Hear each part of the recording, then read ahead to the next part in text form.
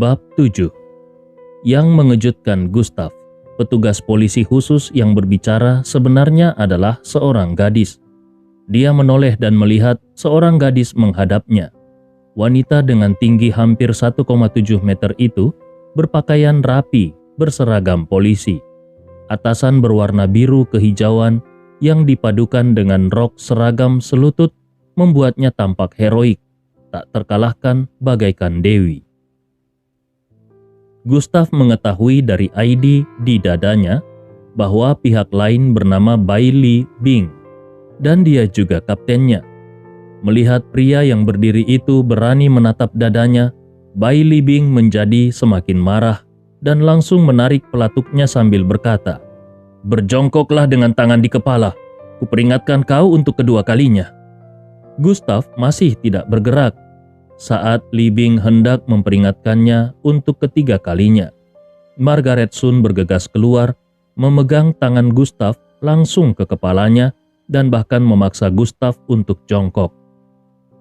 Setelah melakukan semua ini, Margaret Sun berjongkok di sampingnya dan berbisik kepada Gustav, "Mengapa kau begitu linglung? Mereka benar-benar tahu cara menembak. Kita harus ikut ke kantor polisi untuk membuat laporan nanti. Kita akan baik-baik saja. Bagaimanapun, ada pengawasan CCTV di sini. Kau hanya membela diri sepanjang waktu. Tidak apa-apa." Gustav tidak ingin menjelaskan apapun dan mengangguk. Bailey Bing mulai tenang. Dia tidak tahu kenapa, tapi pemuda lemah di hadapannya itu selalu membuatnya merasa terancam. Dia melihat sekeliling dan melihat tanda-tanda perkelahian yang jelas. Ketika dia melihat Chen Zhengguo berlutut, dia tertegun. Mengapa orang ini berlutut? Dia adalah kepala keluarga Chen. Dikatakan bahwa dia juga adalah presiden Kamar Dagang Agoru. Tanpa memikirkannya, dia langsung memerintahkan Xiao Zhou, "Ambil informasi kamera CCTV dari ruang perjamuan dan tanyakan daftar pengunjung di hotel." "Kapten, bagaimana dengan orang-orang lainnya?" tanya Xiao Zhou. Bailey Bing mengangkat alisnya dan suara yang jelas terdengar, "Singkirkan semuanya." Pada pukul 8 malam, gerbang utama kantor polisi Agoru. Gustav dan Margaret Sun akhirnya keluar. Kali ini polisi membawa semua orang pergi hanya untuk penyelidikan. Mereka terutama ingin membuat catatan untuk memahami situasi spesifik. Polisi juga memeriksa kamera hotel saat itu dan mendapatkan gambaran umum tentang apa yang terjadi. Namun yang mengejutkan mereka adalah perkelahian antara Gustav dan lelaki tua dari keluarga Chen sepertinya telah diedit, hanya menyisakan kepingan buram. Mengesampingkan seluruh proses, Gustav terlihat hanya bertindak untuk membela diri. Jadi tentu saja mereka tidak bisa menahan Gustav. Margaret Sun menghirup udara di luar dan tidak bisa menahan diri untuk tidak menghela nafas. Lebih baik berada di luar sini. Aku benar-benar tidak ingin masuk ke sana lagi dalam hidupku. Aku harus mandi ketika kembali untuk menghilangkan nasib buruk di tubuhku." Gustav tidak berbicara. Dia tahu betul bahwa keberadaan Chen Zhengguo dan putranya masih merupakan bahaya tersembunyi bagi Margaret Sun. Begitu dia meninggalkan Agoru, Margaret Sun pasti akan menanggung murka keluarga Chen. Entah karena kejadian 5 tahun lalu, atau demi melindungi Margaret Sun, kedua orang ini harus mati. "Sepertinya kita perlu mencari waktu untuk menyelesaikan kedua orang ini," gumam Gustav. Apa yang baru saja kau katakan? Apa yang ingin kau selesaikan? Apakah maksudmu kau harus pergi ke toilet?" Margaret Sun sepertinya mendengar sesuatu, menepuk tubuh Gustav dan bertanya dengan rasa ingin tahu. Gustav menggaruk kepalanya dan menyembunyikannya. "Aku pikir aku baru saja datang ke Agoru dan aku benar-benar tidak tahu harus pergi kemana untuk menginap." Margaret Sun menampar keningnya dan kemudian berpikir bahwa Gustav datang ke Agoru dari pedesaan untuk menjual obat tradisional. Dengan kekuatan finansialnya, dia pasti tidak mampu untuk tinggal di hotel. Jika dia tidak tertunda karena urusan di kantor polisi hari ini, dia pasti sudah bisa pulang dan berada di rumahnya di desa sekarang. Kalau dipikir-pikir seperti ini, dia merasa bahwa dirinya lah yang menyebabkan Gustav menjadi seperti ini. Margaret ragu-ragu untuk waktu yang lama, dan akhirnya tampak mengambil keputusan dan berkata, "Begini saja, kau bisa menginap di rumahku selama 1 malam. Aku masih punya kamar kosong di sana. Meski tidak besar, itu lebih baik daripada tidur di taman." Gustav mendekati Margaret dan berkata sambil tersenyum, "Direktur Sun, apakah kau tidak takut kalau aku ternyata orang jahat? Atau apakah karena menurutmu aku sangat tampan, sehingga kau mencoba untuk merayu untuk tidur denganku?" Margaret Sun memutar matanya ke arah Gustav dan berpura-pura merasa jijik. "Siapa yang ingin tidur denganmu? Sebelum aku lupa mengatakannya, ingat baik-baik. Aku hanya akan mengizinkanmu tidur untuk 1 malam."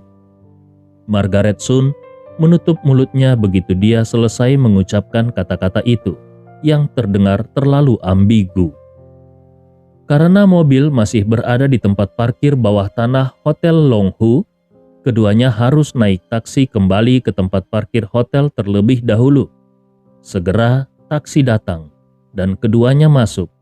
Saat Gustav menutup pintu, dia melihat lebih dalam ke kantor polisi Agoru. Dia dapat dengan jelas merasakan ada sepasang mata yang mengintip ke arah mereka.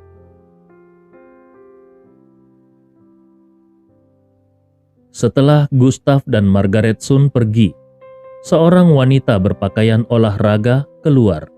Itu adalah Bailey Bing yang membawa Gustav sore tadi. Pakaian olahraganya menonjolkan sosok montok Bailey Bing secara maksimal, dan kuncir kudanya menunjukkan kecantikannya.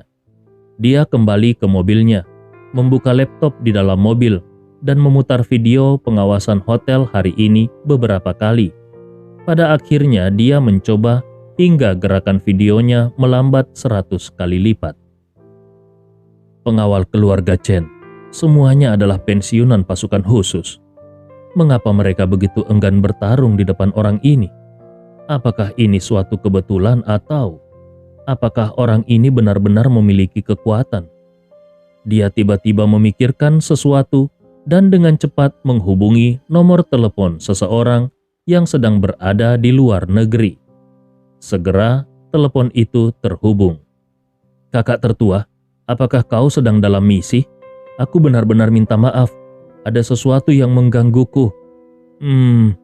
Kakak tertua, lihatlah video yang aku kirimkan kepadamu dan bantu aku menganalisis pemuda di dalamnya. Aku menunggu teleponmu." Setelah menutup telepon, Bailey Bing berpikir keras lagi. Saat ini, jauh di Siberia, di pegunungan Ural, ada sebuah rumah sekitar 20 meter persegi di pegunungan. Ini adalah rumah persembunyian Komando Jiwa Naga Misterius Tiongkok di Siberia. Berbagai macam senjata ditempatkan di dalam rumah, mulai dari belati kecil hingga senjata besar dan peluru artileri yang syarat dengan suasana mematikan. Seorang pemuda kekar berseragam kamuflase menutup telepon dan langsung duduk di ranjang kawat. Detik berikutnya, matanya menyipit dan dia dengan lembut membuat gerakan menggenggam udara tipis dengan jari-jarinya. Secara ajaib, tiba-tiba sebuah buku catatan yang ditempatkan sekitar 2 meter jauhnya benar-benar melawan gravitasi dan terbang langsung menuju ke telapak tangannya. Adik kecil ini benar-benar tidak sabaran. Dengan latar belakang keluarganya, kenapa juga dia mau jadi polisi di kota sekecil itu? Dia bahkan masih mencariku seharian penuh untuk menyelesaikan kasus. Mengapa dia memperlakukan seorang Ying King sepertiku ini? Apakah dia lupa statusku sebagai Kapten Komando Jiwa Naga? Seolah-olah aku ini orang yang tidak punya kesibukan sepanjang hari. Meskipun dia bergumam sendiri, Ying King tetap menyalakan komputer dengan patuh, masuk ke emailnya, dan mengunduh video yang dikirim Bailey Bing kepadanya. Setelah memutar video, Selama beberapa detik di awal, dia menduga itu hanya perkelahian biasa. Dia tampak sedikit tidak senang dan bergumam. Apa yang perlu dianalisis tentang perkelahian semacam ini? Mungkinkah pemuda ini dipukuli hingga kematian oleh pengawal ini? Tampaknya kelompok pengawal ini adalah pasukan khusus yang telah pensiun. Sekelompok pasukan khusus ini, apakah mereka benar-benar menindas seorang anak remaja yang tidak berdaya? Benar-benar memalukan. Dia merasa bosan sampai ingin mati. Jadi dia mengambil sandwich di atas meja dan menaruhnya di mulutnya. Tiba-tiba, pupil matanya menyusut. Seluruh tubuhnya mendadak duduk tegak. Dia menatap tajam ke arah pemuda di video itu, bahkan memperlambat setiap gerakan video. Ini adalah...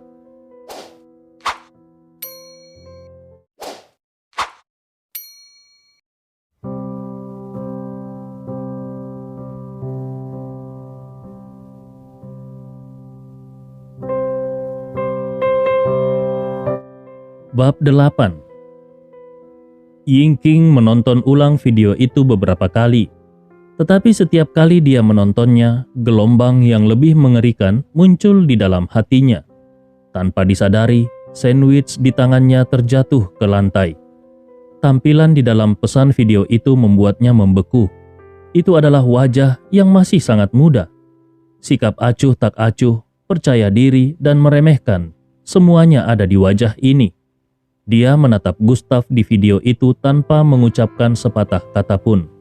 Tetapi, hanya dia yang tahu bahwa dia merasakan bahaya untuk pertama kali dalam hidupnya. Ini bukan konfrontasi langsung, tetapi dia menyadari sesuatu melalui video yang buram itu. Ia dilahirkan dalam keluarga militer dan mulai berlatih seni bela diri kuno pada usia 10 tahun. Dia menerima pelatihan paling ketat di dunia.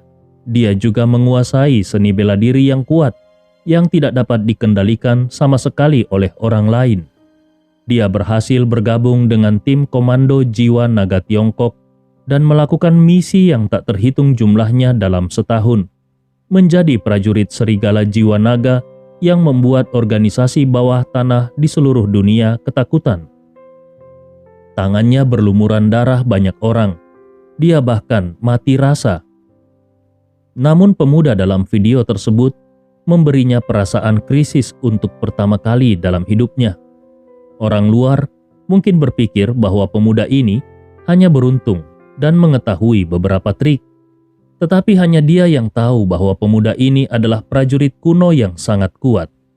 Dia bahkan mungkin seorang ahli seni bela diri yang berdiri di puncak gunung.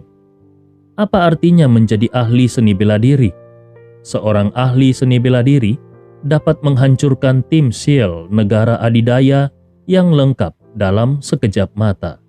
10 menit kemudian, Yingqing menahan keterkejutan di hatinya dan menghubungi nomor Bai Li Bing. Adik perempuan, aku ingin semua informasi tentang pemuda di video itu. Segera, pokoknya segera lakukan. Jangan tanya kenapa, berikan padaku segera. Pukul 10 malam, di apartemen Agoru, Dadu. Margaret Sun membawa Gustav kembali ke tempat tinggalnya, yaitu sebuah apartemen tunggal di pusat kota dengan 2 kamar tidur, 1 ruang tamu, dan 1 kamar mandi. Meski tidak besar, namun hangat dan nyaman. Ketika Margaret Sun tiba di ruang tamu, dia melepas mantelnya. Mungkin karena panas atau kemejanya terlalu ketat, dia membuka beberapa kancing kemejanya dan kepenuhannya terlihat dalam sekejap, yang membuat Gustav merasakan dorongan yang sangat kuat pada dirinya. Meskipun Gustav tidak ingin melihatnya, sebagai seorang pria, dia benar-benar tidak bisa menahannya. Sosok Margaret Sun ini terlalu bagus. Margaret Sun sama sekali tidak memperhatikan reaksi Gustav, dan sambil membungkuk untuk merapikan boneka di sofa, dia berkata, "Meskipun tempat ini tidak besar, namun fasilitas pendukungnya cukup bagus dan nyaman untuk ditinggali. Jika kau butuh sesuatu di malam hari, kau bisa dengan mudah mendapatkan yang kau inginkan. Kau tinggal mengatakan padaku, aku sebagai tuan rumah akan membantumu." Gustav berdiri di belakang Margaret Sun dan hanya bisa melihat wanita di hadapannya membungkuk, memperlihatkan bagian belakang tubuhnya yang montok melengkung. Ini tipikal bokong yang lebih besar dari pinggang. Untuk beberapa alasan, Gustav mengatakan sesuatu yang tidak terduga. Apakah kebutuhan fisiologis diperhitungkan? Tubuh halus Margaret Sun bergetar mendengar itu, dan dia ingin memarahi Gustav beberapa patah kata. Tetapi ketika dia berpikir bahwa dia telah digoda oleh pria ini beberapa kali hari ini, dia merasa sedikit malu dan berdiri. Dia menegakkan tubuhnya dan mendatangi Gustav. Dia mengulurkan tangan dan meletakkannya di bahu Gustav, menggigit bibir merahnya sambil menggoda. Perlahan dia menyelipkan tangannya dari bahu Gustav ke dadanya, dan jari rampingnya membuat lingkaran di sana. Kemudian, suara mati rasa terdengar di telinga Gustav. "Kau mengatakan bahwa kita, pria dan wanita, tinggal bersama di ruangan yang sama? Apakah kau ingin melakukan sesuatu yang berarti?" Gustav telah berkonsentrasi pada kultivasi selama 5 tahun dan belum pernah menyentuh seorang wanita. Sekarang, karena tergoda seperti ini, dia benar-benar tidak bisa mengendalikan diri. Tepat ketika dia hendak setuju, Margaret Sun segera mengubah wajahnya, mendorong Gustav menjauh dan bahkan memerintahkan, "Jika kau ingin tinggal di sini, itu tidak gratis. Pergi ke dapur dan cuci semua piring kotor." Gustav membeku. Pada akhirnya Gustav pergi ke dapur untuk mencuci piring. Jika orang-orang di luar sana tahu bahwa naga haus darah yang terkenal itu benar-benar mencuci piring untuk seorang wanita, mereka mungkin akan jatuh pingsan mendengarnya. Faktanya, bagi Margaret Sun, apapun permintaannya, Gustav rela memenuhinya hanya demi membalas kebaikan Margaret yang telah menguburnya, yang telah menguburkan keluarga Y 5 tahun yang lalu.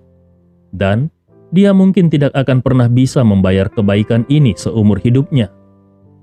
Setelah selesai mencuci piring, Gustav kembali ke ruang tamu dan menemukan bahwa Margaret Sun hilang. Dia tidak terlalu memikirkannya. Lagi pula Margaret Sun sepertinya mengatakan bahwa dia akan pergi ke toko serba ada di bawah untuk membeli sesuatu. Dia menggeliat dan berjalan ke kamar mandi. Begitu dia membuka pintu, dia tercengang, seperti membatu, karena dia menemukan Margaret Sun juga ada di dalam. Lebih penting lagi, Margaret Sun jelas berencana untuk mandi. Saat ini dia baru saja akan melepas bra dan celana dalamnya. Gustav melihat sepasang kelinci putih besar, setengah tertutup dan setengah terbuka.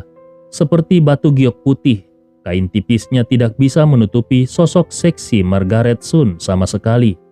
Dengan cengkeraman kuat di pinggang, sepasang kaki ramping dan proporsional terlihat. Dan bahkan kaki teratai yang indah pun diam-diam mempesona, mengirimkan undangan yang menggoda. Mengenakan pakaian di siang hari, Gustav hanya tahu bahwa Margaret Sun memiliki sosok yang baik. Tetapi sekarang setelah dia melepaskan pakaiannya, sosoknya begitu panas hingga meledak. Tidak kalah dengan model kontes kecantikan di televisi. Margaret Sun juga menyadari ada yang tidak beres. Dia berbalik ke samping dan melihat Gustav muncul di pintu. Jeritan menggema di seluruh apartemen dadu. "Keluar dari sini! Keluar!" Gustav menyadari apa yang dia lakukan. Dia segera menutup pintu dan meminta maaf. "Margaret, aku benar-benar tidak bermaksud begitu. Aku hanya ingin pergi ke toilet." Namun tidak ada jawaban dari dalam. Dan tak lama kemudian, dia hanya mendengar suara gemericik air dari kamar mandi.